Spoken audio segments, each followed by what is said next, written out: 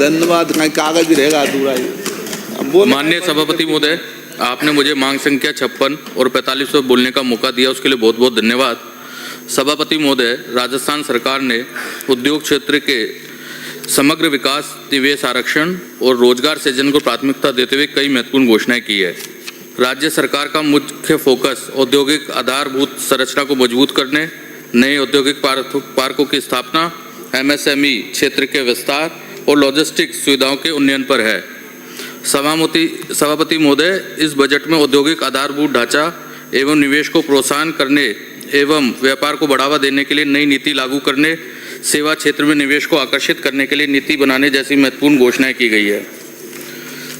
मैं आपके माध्यम से माननीय मंत्री महोदय का ध्यान आकर्षित करना चाहूँगा। मेरे विधानसभा क्षेत्र सिकराय में आने वाले ग्राम सिकंदरा सैंडस्टोन की कारीगरी के लिए पूरे भारत में प्रसिद्ध है और यहाँ से देश के विविध क्षेत्रों में माल सप्लाई किया जाता है। यहाँ स्टोन पार्क खोलने की अति आवश्यकता को देखते हुए माननीय मुख्यमंत्री जी के द्वारा बजट सत्र 2024-25 में स्टोन पार्क बनाने की घोषणा की गई थी, जिससे वहाँ के व्यापारियों को और पत्रकारियों को बहुत लाभ होगा। महोदय, उक्त पार्क हेतु भूमि आवंटन के लिए सरकार द्वारा संबंधित अधिकारियों को निर्देशित भी किया गया है। मेरा निवेदन है, भूमि आवंटन को यथाशीघ्र करवाकर वित्तीय स्वीकृति भी जल्द करवाने का कष्ट करें, ताकि इसका लाभ पूरे देश को और हमारे राज्यों को भी मिल सके।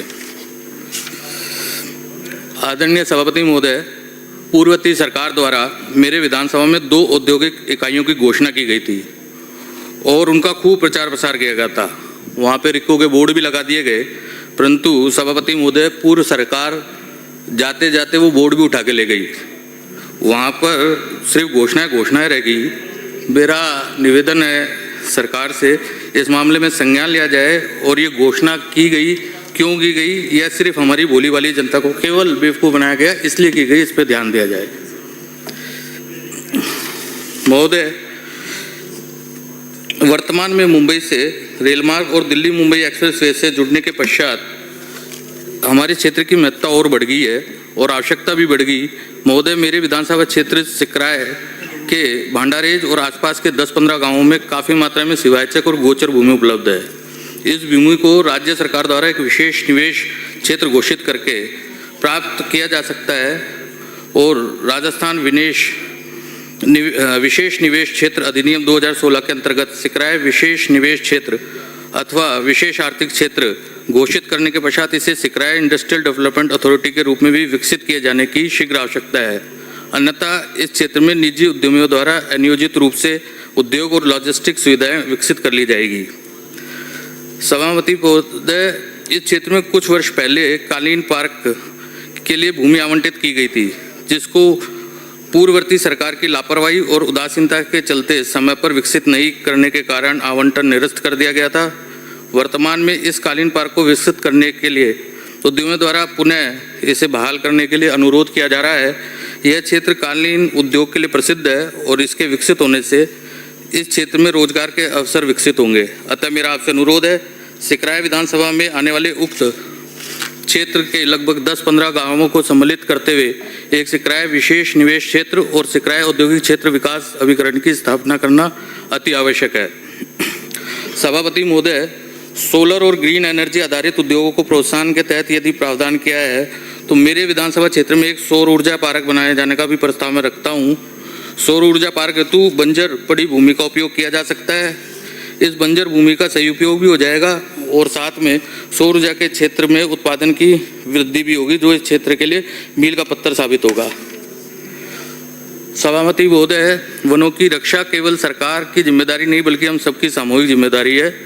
पर्यावरण संतुलन बनाने के लिए, जलवायु परिवर्तन का नियंत्रण करने के लिए, जैव विविधता को सुरक्षित रखने, पर्यावरण प्रदूषण को कम करने के लिए वनों की रक्षा और इसका विस्तार अत्यंत आवश्यक है।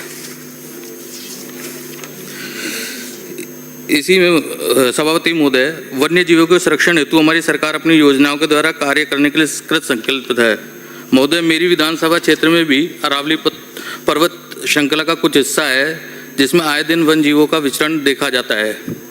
अभी कुछ दिन पहले ही मेरी विधानसभा के गांव लाका में बगोरा का एक निवासी था, छाजूराम पुत्र हरि नारायण गुजर, उसकी पैंतर के हमले में घायल हो गया था और उसके बाद उसकी मौत हो गई।